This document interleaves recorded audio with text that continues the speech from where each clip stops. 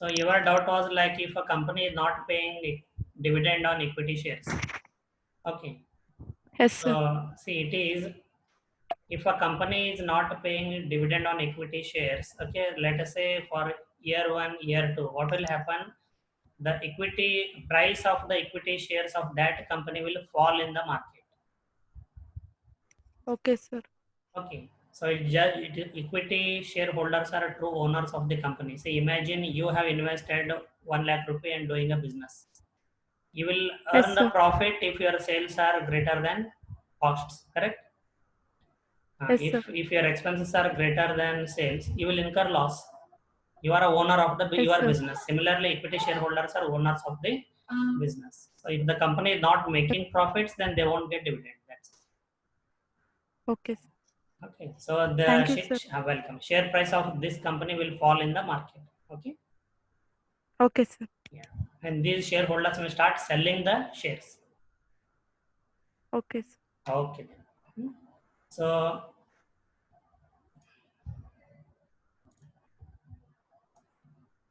okay. So I hope the doubts are clarified. Now I will move on to the second part.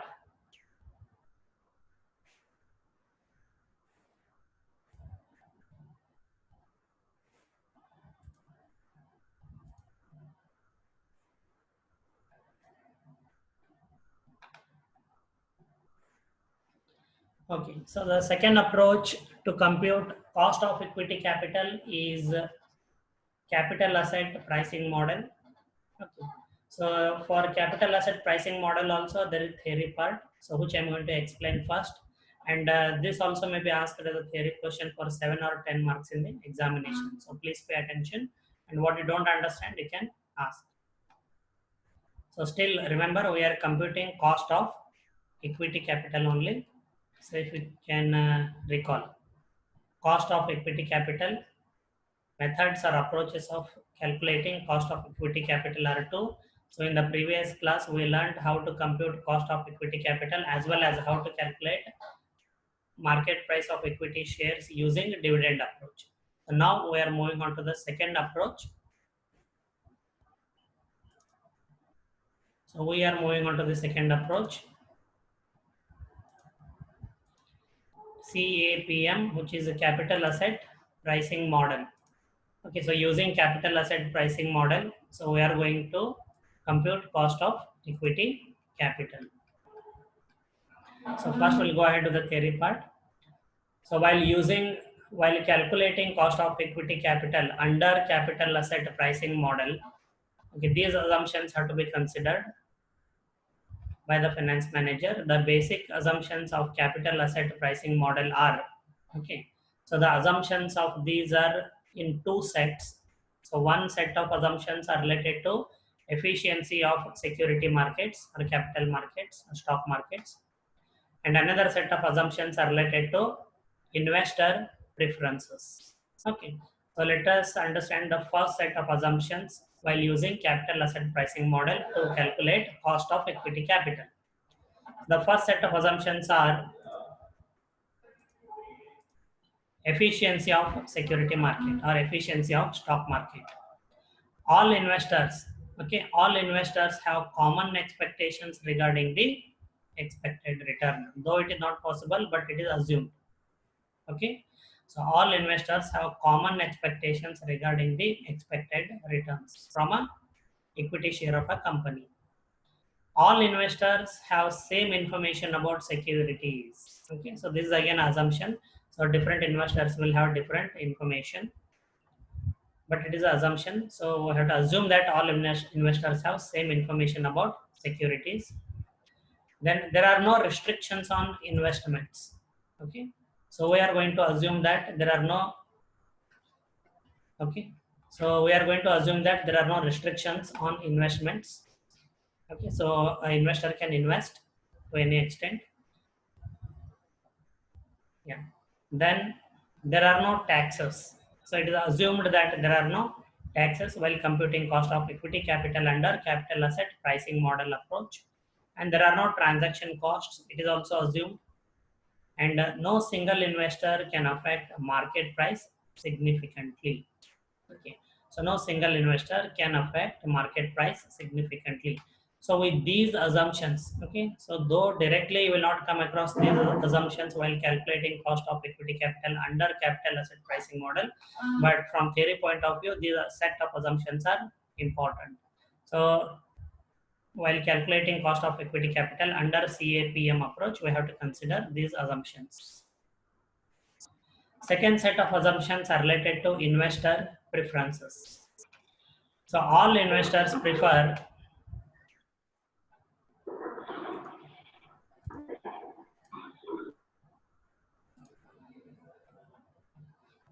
okay. So all investors prefer the security that provides the highest return for a given level of risk. This assumption is logical, so we can assume this.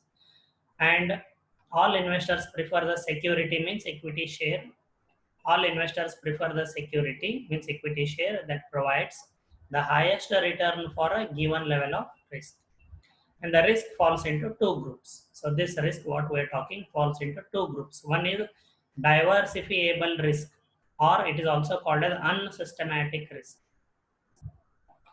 So diversifiable risk or unsystematic risk, these risks can be managed or minimized by the firm. Means to some extent these risks are controllable. The sources of such risk include management capabilities, the capability of a board of directors, the capability of a managing director, chief executive officer, and so on, chief finance officer, and so on. The sources of such risk include management capabilities, management decisions, decisions made by the management, government regulation, availability of raw materials, etc. So these are diversifiable or unsystematic risks. And to some extent, not to a greater extent, to some extent, these risks can be minimized by the firm. So you can consider them as controllable. Non-diversifiable or systematic risks are uncontrollable. Okay, so this risk is attributable to factors that affect all firms in an industry. Sources of such risk are interest rate changes, inflation changes in investor expectation, political changes, and so on. See, these are beyond the control of any company, and they affect all companies in the industry to the same extent or in the same way. So these are called as the non-diversifiable or systematic risks. So this is what we mean by this risk here, that all investors prefer security that provides the highest return for a given level of risk.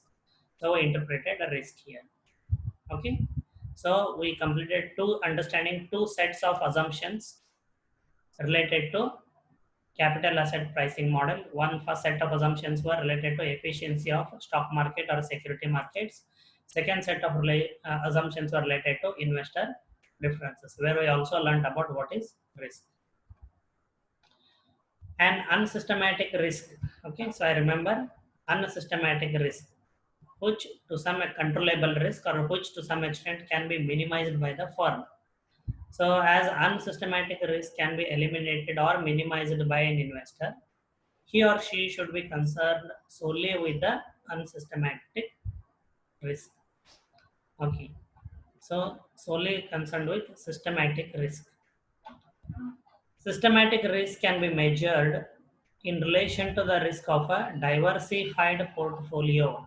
I repeat, systematic risk can be measured in relation to the risk of a diversified portfolio, which is referred to as market portfolio. So let me briefly explain what is the portfolio. Say for example, okay, it is said that do not keep your eggs in same basket or keep your eggs in different baskets. Okay, this is a very simple reason, so that you can diversify risk. If you keep all eggs in one basket and by accidentally the basket falls, all eggs will be broken and you will lose all eggs. But if you keep the same number of eggs in different baskets, accidentally you may lose one basket. Okay, so accidentally you may lose one basket, but other baskets of eggs will remain safer. So that is what exactly how a portfolio is defined. It means when an investor is investing, he is not advised to invest in only one company's securities.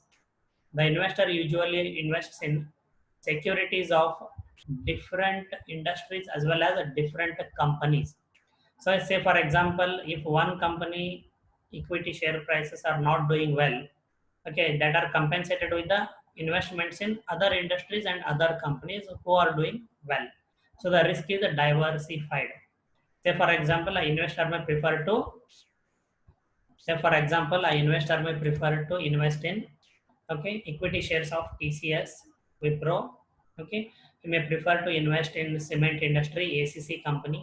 He may prefer to invest in, let's say, pharmaceutical companies, Cipla, Ranbaxy. So this way, say for example, if TCS shares are not doing well, okay, maybe pharmaceutical and the cement industry may be doing well. So the risk is diversified here. So investing in different securities of different companies, different industries is called as a portfolio. So systematic risk can be measured in relation to the risk of a diversified portfolio, which is referred to as market portfolio. And according to capital asset pricing model approach, systematic risk is measured in terms of beta coefficient. It's a measure. Okay. So systematic risk in CAPM approach is measured in terms of beta coefficient. Okay.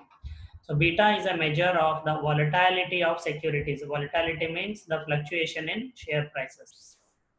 Beta is a measure of the volatility of a securities return relative to the return of a broad-based market portfolio. So the equation is given in under capital asset pricing model for calculate cost of equity capital as below. KE is equal to RF plus small b into bracket KM minus RF. Let us see what is KE is the cost of equity capital. RF is rate of return required on a risk-free security, which will be given in the problem. KM is the required rate of return on market portfolio, which will be again given in the problem. Beta is beta coefficient, okay, so which is a measure of the volatility or fluctuation of a securities return relative to the return of a broad-based market portfolio.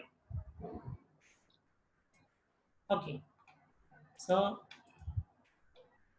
capital asset pricing model describes the relationship between the required rate of return, which is nothing but cost of equity capital. So CAPM describes the relationship between the required rate of return and the systematic risk.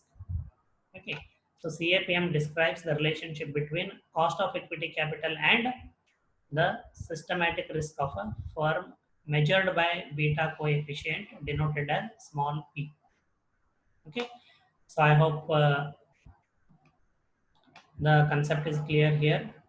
Okay, so as to what is capital asset pricing model and what is the equation to compute cost of equity capital under CAPM approach. Okay, so before I go ahead for a numerical, okay, so I will take your questions if any you have. I'm going to unmute you all. So those who don't have questions, kindly immediately mute your audio. Okay, so you can do it within 1 or 2 seconds. Just stay ready to mute your audio in case you don't have a question.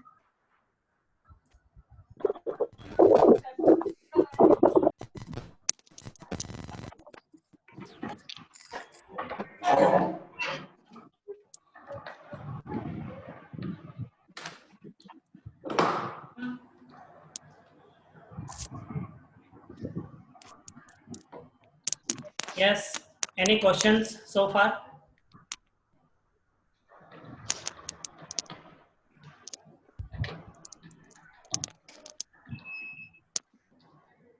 Any questions so far? Last call. Okay, so it looks like the theory part was easy to understand. So I'm going to mute you all and let us go ahead for a numerical.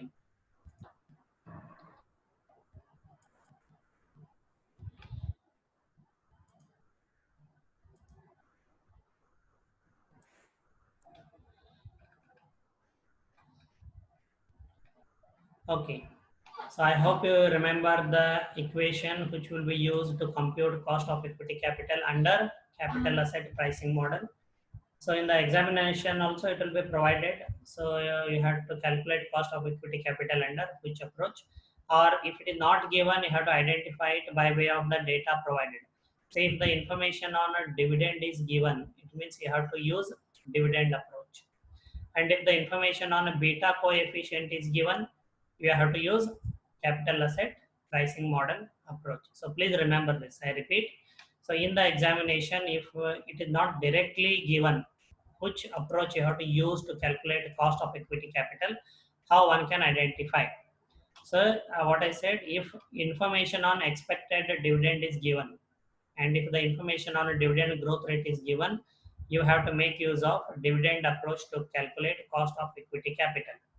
And if information is given about the beta coefficient, you have to make use of capital asset pricing model approach.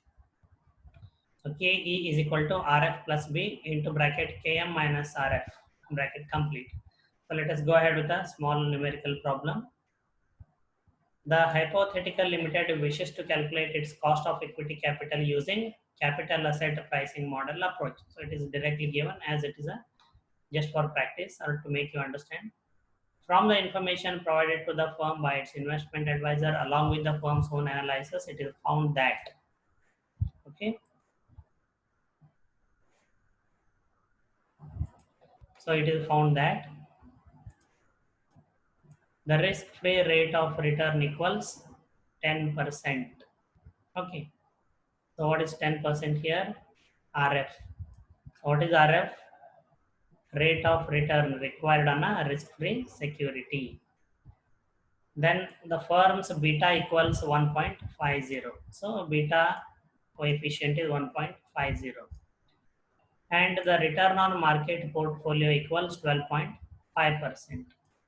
Okay, KM is required rate of return on market portfolio, which is 12.5%. So I have been asked to compute cost of equity capital under capital asset pricing model approach.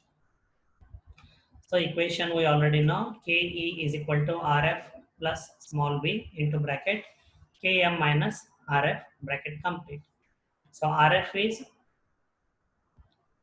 rate of return required on a risk-free security, 10%, plus small b, beta coefficient is 1.5 into bracket KM. KM is a required rate of return on market portfolio, so which is 12.5% minus RF. RF is the rate of return required on a risk-free security. Okay, so which is 10% here. Okay.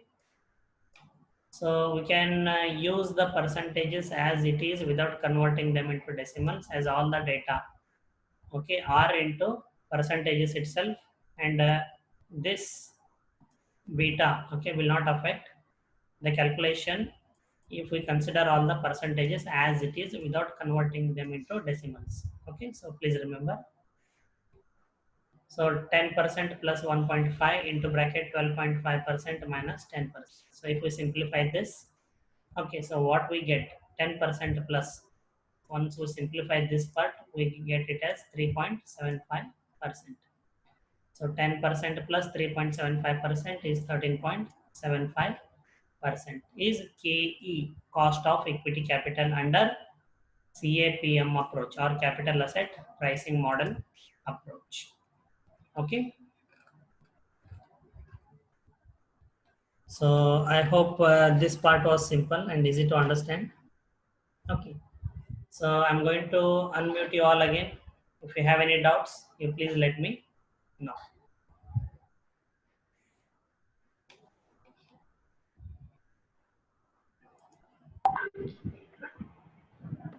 Okay. Sir, why you are Sorry?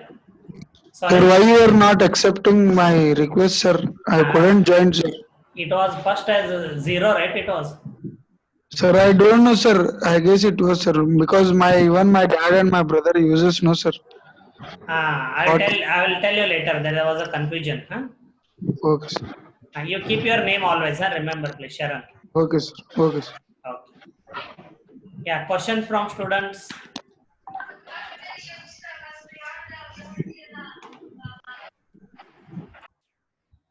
Okay, so welcome back again. So we'll go ahead with the computation of cost of preference shares. So far we have learned how to compute cost of debt. Thereafter, we learned how to compute the cost of equity capital under two approaches. One was the dividend approach, and the second one was capital asset pricing model approach. Okay, now third source of finance or third source of capital for a company is preference capital, which can be obtained or raised by way of issuing preference shares. So as I said, okay, so from the earnings after taxes, preference shareholders are given first priority in distributing dividend. So after paying dividend to preference shareholders, what amount is remaining? From that amount, dividend is distributed to equity shareholders. Okay. So one information what we need to have is the dividend paid on preference shares is not tax deductible. So we don't deduct this before taxable arriving at the taxable income. So dividend is paid from earnings after taxes. So please remember. Okay, so even in the last problem in unit 2 capital budgeting, okay, so if we can recall, okay, so there was a capital to be raised, okay, and about 5% of the capital was raised, okay, by way of preference shares, okay. So there also we did not deduct at the amount before the income. Okay, now cost of preference capital may be defined as the dividend expected by its shareholders. So look simple. Cost of preference capital may be defined as the dividend expected by its shareholders. But let us see how it is computed. So dividends are paid out of after tax earnings. Therefore, tax adjustment is not required in this case. So please remember. So dividends are paid out of after tax earnings, earnings after taxes. Therefore, tax adjustment is not required in this case. Okay. So cost of, again, we have two types of preference shares. One is the irredeemable preference shares. Second is the redeemable preference shares. Means if the preference shares are of irredeemable in nature, the principal amount of the preference shares will not be refunded to the preference shareholders. Preference shareholders are entitled to get preference dividend or dividend on preference shares perpetually. Okay, as long as the company exists. So it means it will also have another type of preference shares, redeemable preference shares. It means the price of the preference share or value of the preference shares will be refunded after certain period, just like in case of redeemable debentures, if you can recall. So say for example, 12%, okay, 12% preference shares, 12% preference shares of 100 rupees redeemable after 12 years, 12% preference shares of 100 rupee each redeemable after 12 years means, okay, each year the preference shareholder will get a dividend of 12%, okay, as well as after 12 years he will get his 100 rupee back. So let us see, so how to compute cost of irredeemable preference shares or perpetual security first. So the equation is Kp is equal to dp divided by p0 into bracket 1 minus f. Okay, so let us see what is Kp. Kp is cost of preference capital. Then dp is a constant annual dividend payment. Then p0 is expected sale price of preference shares. Then small f is flotation costs as a percentage of sale price. Okay, so this we are not going to consider, it is not there in syllabus. Okay, this is nothing but, okay, after tax cost of preference shares. As we have already learned here, dividends are paid out of after tax earnings, therefore tax adjustment is not required in this case. That is the reason why it is not there in the syllabus, so you just focus on this part. Okay, so now let's go ahead and Okay, so let's go ahead and find out how to calculate cost of irredeemable preference shares with a simple example.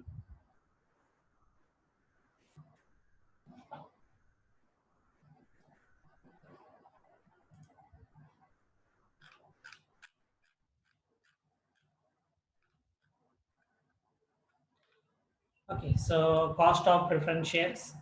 First, we are going to learn how to calculate cost of irredeemable preference shares or perpetual security, where the value of the preference share will not be refunded to the preference shareholder. Just now we learned KP is equal to DP divided by P0 into bracket 1 minus F. Okay, so I have a small problem here. A company issues 11% irredeemable preference shares of the face value of 100 rupee each. So a company issues 11% irredeemable preference shares, means dividend is distributed at the rate of 11% every year. The face value of the preference share is 100 rupees and flotation costs are estimated at 5% expected sale price. So there are flotation costs. When preference shares are issued, there are certain expenses incurred. They are at 5% of the sale price. So we have been asked to find out what is a KP, which is nothing but cost of preference capital. If preference shares are issued at par, 10% premium and 5% discount.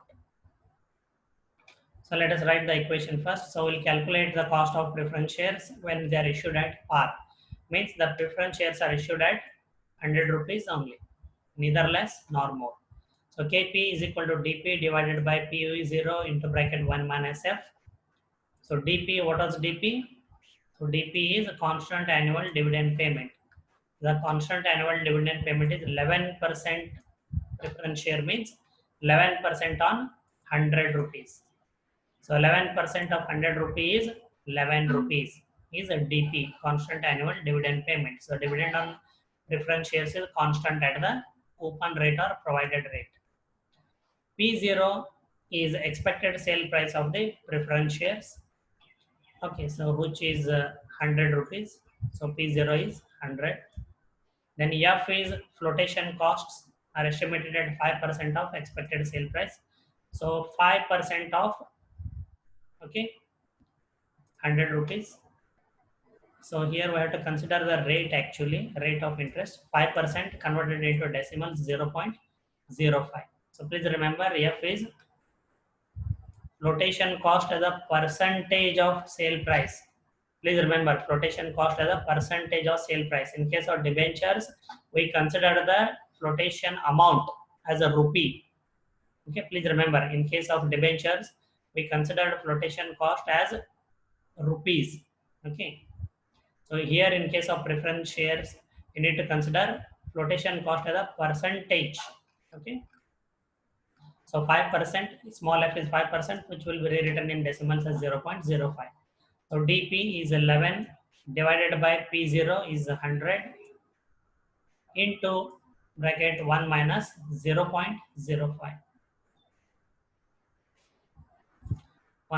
Okay, 0.05. So once you simplify, the answer you get is 0.1157. If you multiply that into by 100 and you round it off, 57, if you round it off, it will become 6.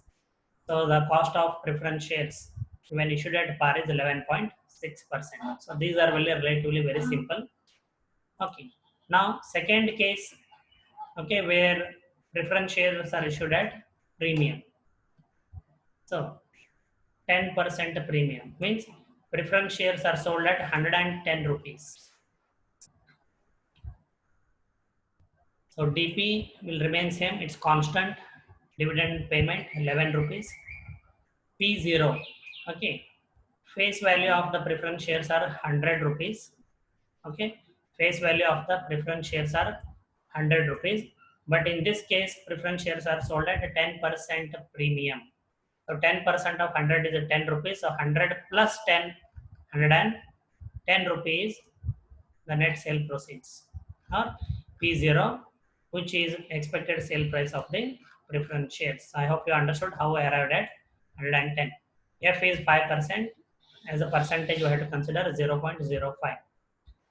So 11 divided by P0 110 whole, okay, multiplied by 1 minus 0.05.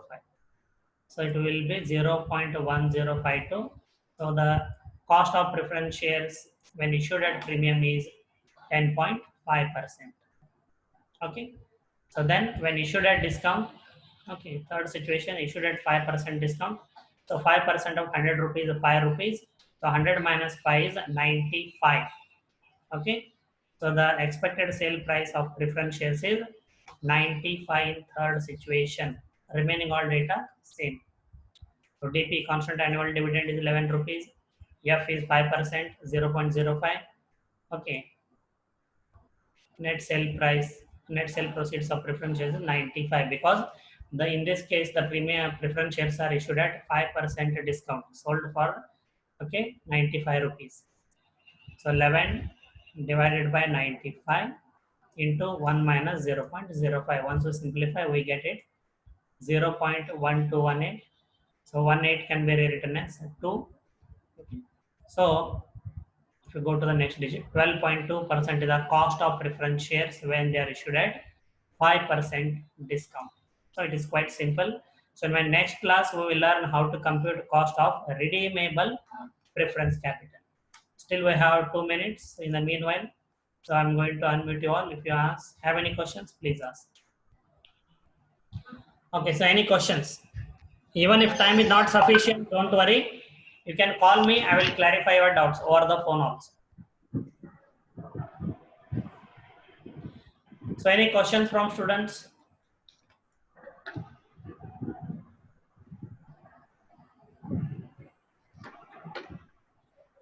Okay, so students are silent. So I hope, okay, these are simple. So please remember what we are doing is step 1, compute specific cost of each source of capital. So once we learn how to compute specific costs, then we move on to step 2, where we combine all these specific costs, okay, and give due weightage, okay, due weightage to their proportion in the total capital, and to arrive at weighted average cost of capital or cost of capital. Okay. So I hope the classes are going on well. So and you are able to understand. And though if you do not understand, please remember to call me and clarify your doubts. Okay. Yes, so sir. I will conclude the session for the day.